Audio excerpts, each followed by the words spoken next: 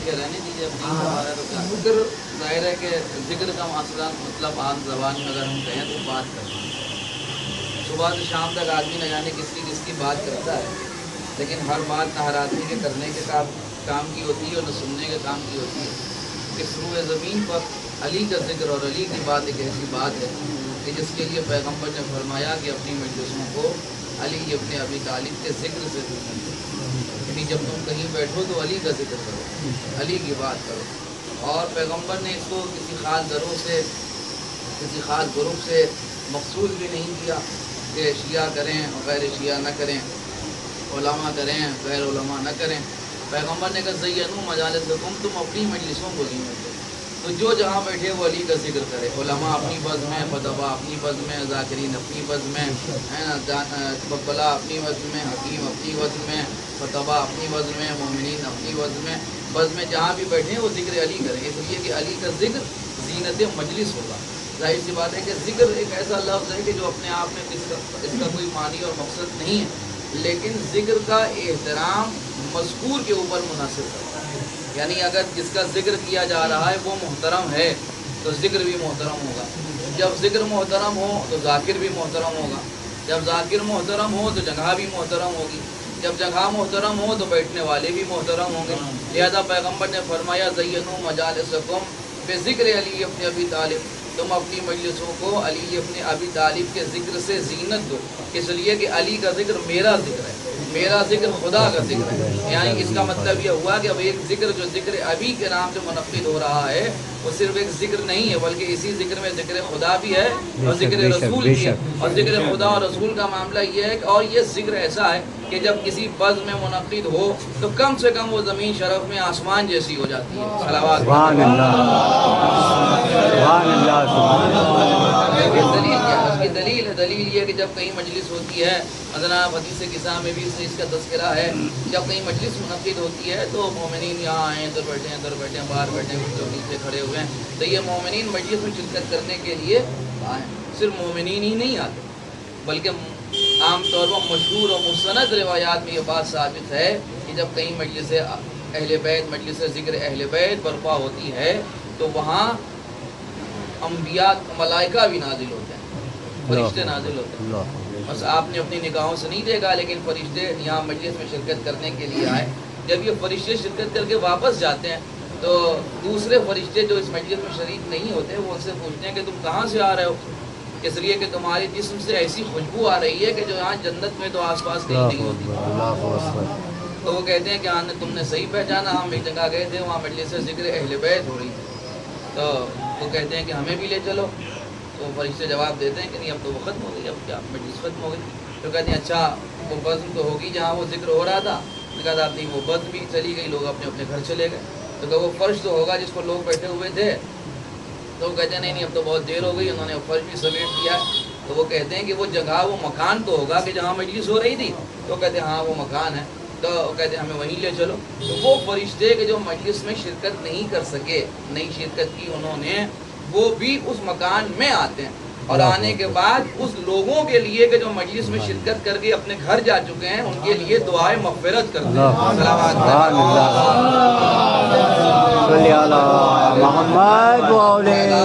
جب کہیں مجلس ہو رہی ہے تو بانی مجلس نے آپ کو بلا کے اب آپ نے شرکت کر کے اس کے اوپر احسان نہیں کیا بلکہ اپنے لیے سامان مغفرت کیا۔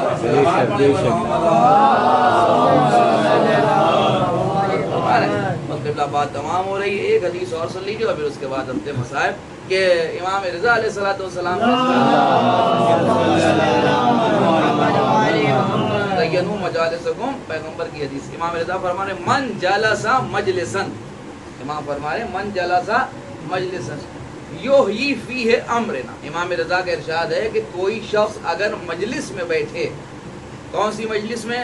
ایسی مجلس میں یحیی فیہ امرنا کہ جہاں ہمارے امر کو زندہ کیا جاتا ہو۔ امام رضا فرما رہے ہیں کہ اگر کوئی شخص کسی ایسی مجلس میں بیٹھے کہ جہاں ہمارے امر کو زندہ کیا جاتا ہو، یحیی فیہ امرنا، تو کیا ہوگا؟ امام نے فرمایا تو اس کا فائدہ اس مجلس میں بیٹھنے والے کو یہ ہوگا کہ ان تحیا قلبی، اس کا دل زندہ رہے گا۔ یہ زندہ رہے گا دل، دل جس دن کے لیے زندہ رہے گا اس دن کے لیے آپ نے شاہ فرمایا یوما تموت القلوب، جس دن تمام لوگوں کے دل مردہ ہو گئے ہوں گے۔ اللہ اکبر۔ غور کیا آپ نے یا نہیں غور کیا؟ امام رضا نے فرمایا کہ اگر کوئی مجلس میں بیٹھتا ہے ایسی مجلس میں کہ جہاں ہمارے امر کو زندہ کیا جاتا ہے، تو ایسی مجلس میں بیٹھنے والے کا دل روز قیامت مردہ نہیں ہوگا۔ بس 2 منٹ کا ٹائم آپ مجھے دیں اور میں بات کو یہیں پر ختم کر دوں کہ دل کے مردہ ہونے کے 2 تصور ہیں۔ دل کی زندگی اور دل کے مردہ ہونے کا ایک تصور انسان کی زندگی سے، یعنی ہم و آپ جو ہیں وہ بول رہے ہیں، بات کر رہے ہیں، دیکھ رہے ہیں، سن رہے ہیں، تو اس کا مطلب کہ ہمارا دل زندہ ہے، دھڑک رہا ہے۔ جس دن دل دھڑکنا بند کرتا ہے، ہارٹ فیل ہو جاتا ہے، انسان کی موت واقع ہو جاتی ہے۔ تو ایک دل کی موت تو یہ ہے۔ دوسرے دل کی موت کیا ہے؟ دوسرے دل کی موت یہ ہے کہ ایک آدمی ہے، چل پھر رہا ہے، کھا پی رہا ہے، مگر اسے کسی کی مصیبت کا احساس نہیں ہے، اسے کسی کی تکلیف کا احساس نہیں ہے، وہ کسی کو کچھ سمجھتا ہی نہیں، سنگ دل آدمی ہے۔ 2 لوگ کیسے کہتے ہیں وہ مردہ دل آدمی ہے، اسے کسی کی کوئی حیثیت، کسی کی کوئی تکلیف کا احساس نہیں ہوتا۔ اس کا مطلب ہوا کہ دل کی ایک زندگی کا تصور ہے دل کا دھڑکنا، دل کی دوسری زندگی کا تصور ہے لوگوں کی تکلیف کو محسوس کرنا۔ میدان محشر میں موت والے دل کا تصور نہیں ہے، اس لیے کہ سب پہلے ہی زندہ کر کے دوبارہ بلائے جائیں گے، تو کوئی یہ نہیں کہہ سکتا کہ یہ زندہ ہیں، یہ مر گئے۔ اس کا مطلب یہ ہوا کہ محشر میں سب زندہ ہوں گے، سب کے دل دھڑک رہے ہوں گے۔ تو پھر امام رضا نے کیوں فرمایا یوم تموت القلوب، لوگوں کے دل مردہ ہوں گے؟ تو یہاں دلوں کی زندگی اور موت کا جو تصور ہے وہ ہے احساس کا ختم ہو جانا۔ اسی لیے آپ نے میدان محشر کے لیے سنا ہوگا کہ بیٹا باپ کو نہیں پہچانے گا، باپ بیٹے کو نہیں پہچانے گا، نفسا نفسی کا عالم ہوگا، لوگ اپنی فکر کر رہے ہوں گے۔ تو یہ اپنی فکر وہی کرتا ہے کہ جس کا دل مردہ ہو جاتا ہے۔ امام رضا نے فرمایا کہ ہمارے ذکر کی مجلسوں میں بیٹھنے والوں کا دل مردہ نہیں ہوگا۔ گویا امام بتانا چاہتے ہیں کہ قیامت کے دن جب تمام لوگ اپنی اپنی فکر کر رہے ہوں گے، کوئی کسی کو نہیں پہچانے گا، عزادار عزاداروں کو پہچانیں گے، مومنین مومنین کو پہچانیں گے۔ صلوات پڑھیں محمد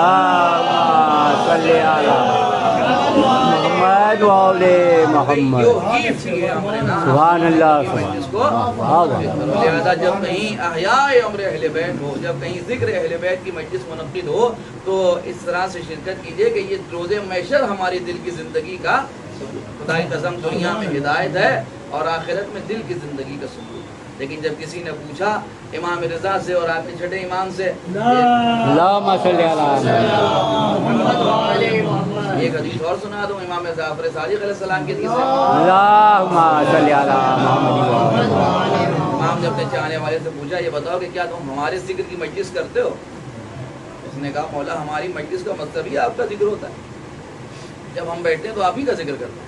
حضرت نے فرمایا کہ ہمیں بہت پسند ہے، ہمیں وہ مجلسیں بہت پسند ہیں جو ہمارے چاہنے والے ہمارے ذکر کے نام پر منعقد کرتے ہیں۔ آپ سوچئے کہ یہ وہ ہیں کہ جن کا ہر عمل اللہ کو پسند ہے، اور آپ کا مجلسیں کرنا امام کو پسند ہے، جو امام کو پسند ہے وہ اللہ کو پسند ہے۔ صلوات پڑھیں پر محمد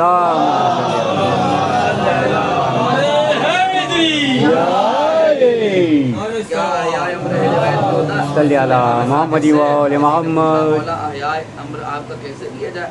تو آپ نے فرمایا ہمارے ذکر کرو، ہماری تعلیم بیان کرو، ہماری فضیلت بیان کرو، اور ہم پر ہو جانے والی مصیبتوں کا تذکرہ۔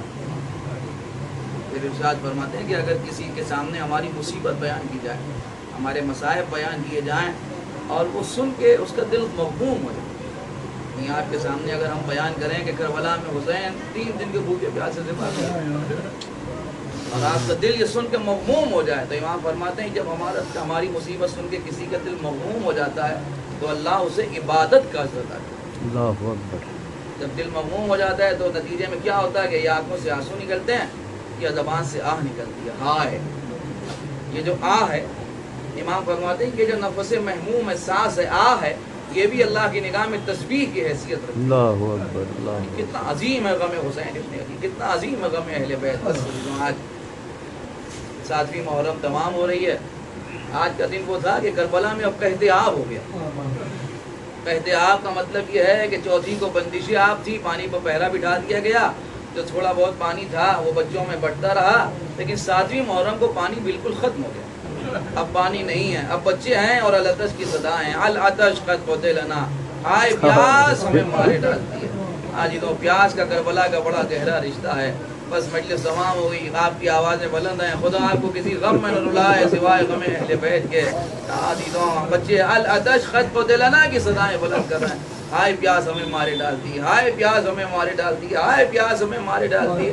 چھوٹے چھوٹے بچے عزیزوں روایت کہتا فکر ہے, روایت کہتی ہے کہ بچوں کی پیاس کا عالم یہ تھا, پیاس کا عالم یہ تھا کہ وہ خیمہ کے جہاں مشقیں رکھی گئی تھیں, توجہ کر رہے ہیں آپ, وہ خیمہ کے جہاں مشقیں رکھی گئی تھیں اس خیمے میں بچے جا کے اپنا سینہ زمین میں وہاں سے لگائے دے رہے ہیں, اس لیے کہ زمین کی نمی سے بچوں کو کچھ راحت مل جائے. عزیزوں یہی وہ وقت تھا, بس دو جملے مجلس تمام, یہی وہ وقت تھا کہ جناب سکینہ نے ایک چھوٹا سا قافلہ بنایا. چھوٹے چھوٹے بچے ہاتھوں میں کالی کوزے لیے ہوئے ایک خیمے سے دوسرے خیمے, دوسرے خیمے سے تیسرے خیمے, ہائے پیاس ہائے پیاس ہائے پیاس کرتے ہوئے بڑھ رہے تھے. ایک مرتبہ بی بی کہتی ہیں آؤ بچوں آؤ, میں تمہیں ایسے خیمے میں لے چلوں کہ جہاں پانی ضرور مل جائے. امید ہے کہ پانی ضرور ہوگا وہاں کہ جہاں میرے بھائی علی اصغر کا جھولا ہے, ہو سکتا ہے کہ پانی ہو. ساقیہ کوثر کی پوتی ہے نا, لہذا کریم بی بی ہے, کہہ رہی ہیں آؤ ہم تمہیں وہاں سے اپنے بھائی کے حصے سے کچھ پانی ضرور پلا دیں گے. لیکن عزیزوں جیسے ہی یہ چھوٹا سا قافلہ خیمے میں پہنچا, کیا دیکھا کہ علی اصغر جھولے میں نہیں ہیں, زینب کبریٰ کے ہاتھوں پر ہیں. ماہیے میں آپ کی طرح کبھی منہ کھولتے ہیں کبھی بند کر لیتے ہیں. یہی وہ وقت تھا کہ بچوں کے ہاتھ سے کوزے چھوٹ گئے, بچوں نے کوزے پھینک دیے. سکینہ کہنے لگی بچوں میں پانی کے لیے امید نہیں کر سکتی, اس لیے کہ میرا 6 مہینے کا بھائی. اللہ لعنت اللہ علیہ. کہاں ہو میرے لاڈلے, کہاں ہو سینے تمہیں لگاؤں, اصغر میں تیری ماں ہوں. آ جاؤ چاند میرے, تیری پیاس میں بجھاؤں, اصغر میں تیری ماں ہوں. آ جاؤ چاند میرے, تیری پیاس میں بجھاؤں, اصغر میں تیری ماں ہوں. تم رات کو ہمیشہ سنتے تھے ماں سے لوری, اب نیند آتی ہوگی پھر گود میں اٹھا کر باد علی سناؤ. اصغر میں تیری ماں ہوں, آ جاؤ چاند میرے, تیری پیاس میں بجھاؤں, اصغر میں تیری ماں ہوں. بیٹا تمہارا قاتل میرے سامنے کھڑا ہے, جانے کیوں ہنس رہا ہے, چادر بھی لٹ چکی ہے, تو کس طرح چھپاؤں, اصغر میں تیری ماں ہوں. آ جاؤ چاند میرے, تیری پیاس میں بجھاؤں, اصغر میں تیری ماں ہوں. جھولے کے ساتھ بیٹا میرے ہاتھ جل گئے ہیں, ظالم بھی ہنس رہے ہیں. تیری آخری نشانی ہے کس طرح بچاؤں, اصغر میں تیری ماں ہوں. آ جاؤ چاند میرے, تیری پیاس میں بجھاؤں, اصغر میں تیری ماں. سلامی کربلا میں جا بنا ابن حسن دولہا, سلامی کربلا میں جا بنا ابن حسن دولہا. جو دیکھا سے موسیٰ بہت روئے دلہن دولہا, دیکھا سے موسیٰ بہت روئے دلہن دولہا. سلامی کربلا میں جب بنا ابن حسن دولہا، دلہن کے واسطے بوسا گیا رنگ سال کا جوڑا، دلہن کے واسطے بوسا گیا رنگ سال کا جوڑا، چلا خیمے سے مینا کو پہن کر جب کفن دولہا، چلا خیمے سے میدان کو پہن کر جب کفن دولہا، سلامی کربلا میں جب بنا ابن حسن دولہا، ہمارے ہاتھ میں کنگنا بنا ہے آج شادی کا، ہمارے ہاتھ میں کنگنا بنا ہے آج شادی کا، تمہارے بعد سارے بیس میں باندھیں گے رسن دولہا، تمہارے بعد سارے بیس میں باندھیں گے رسن دولہا، سلامی کربلا میں جا بنا ابن حسن دولہا، میری شادی کا ہونا ہے تمہاری موت کا نام، میری شادی کا ہونا ہے تمہاری موت کا نام، کہیں گے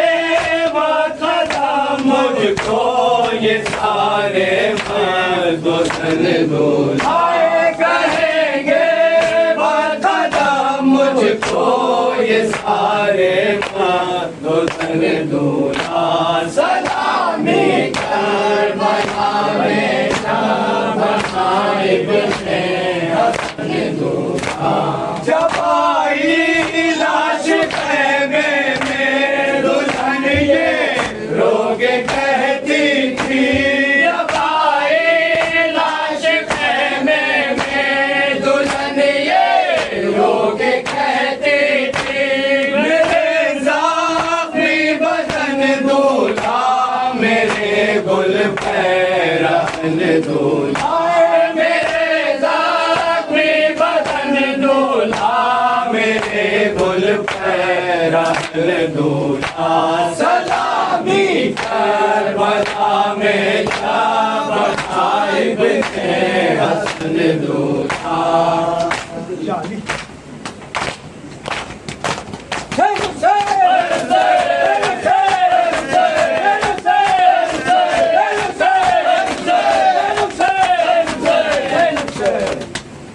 السلام علیکم یا عبد اللہ، السلام علیکم یا عبد رسول اللہ، السلام